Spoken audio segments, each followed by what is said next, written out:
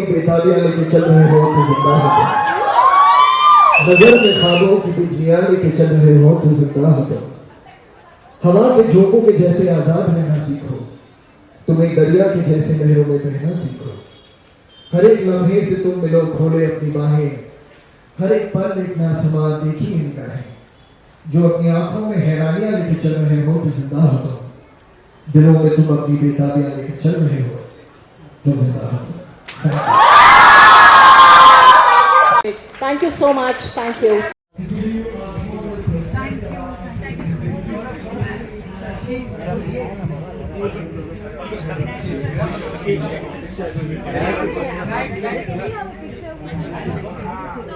At one of these malls, and we actually came across people with a Bangalore shirt, and then he pointed out, okay, there's a match in Mumbai that's going to happen. So for the first time, I actually saw people at a community like a mall wearing Bangalore shirts, and they're obviously on the way to the ground. So,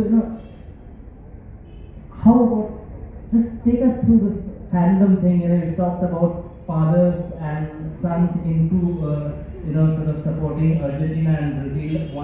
One of them painting one side of the house in yellow, the other painting the other side in blue. So fandom is very interesting.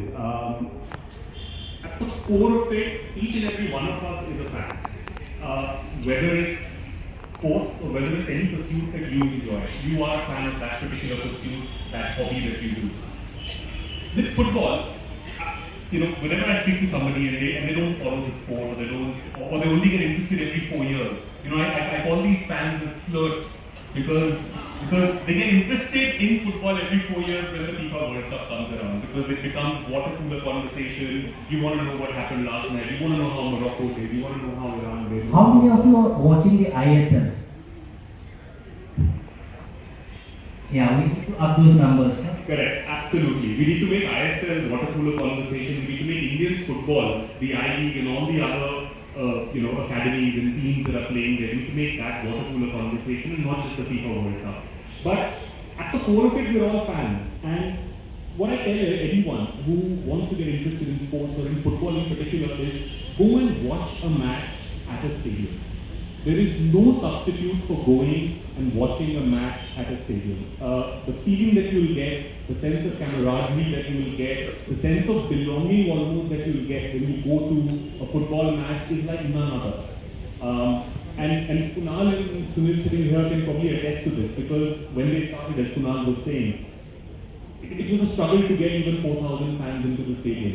Last night we were at the Kantilba watching Bengaluru FC play against ATK Mohan Bagan. Two massive clubs in Indian football. So I feel like avenues have opened up, but it is still difficult. So that's one part of it. And the second part is, of course, that everybody is second guessing, because I think as Indian filmmakers, anyway, we do a lot of self-censorship. And then on top of that, the atmosphere is always such that earlier it was literally you just had to think about the censor board, but now it's like anybody can protest, and anybody can sort of, create a furor about your work, even after it's out and it's out in the world.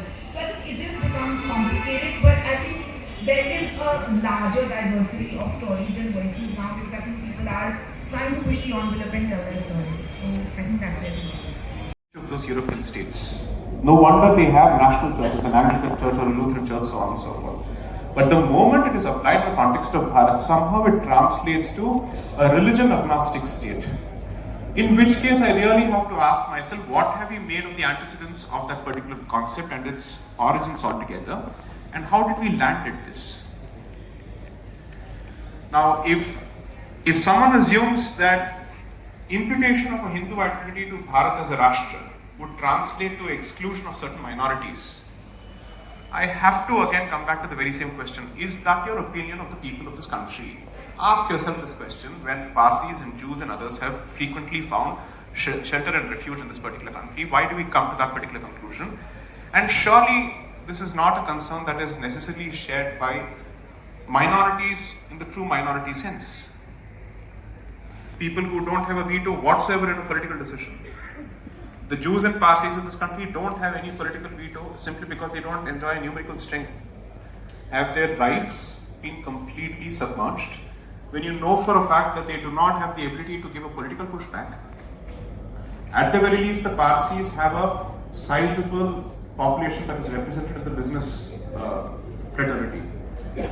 But that's not the case with the Jews of this country. That's not the case with several of the communities of this country. So in which case, if the basic tendency of the so-called majority of this country is to write roughshod on the rights of the minority, shouldn't that have happened with respect to those minorities which are not in a position to voice their position at all? What are we really talking about here?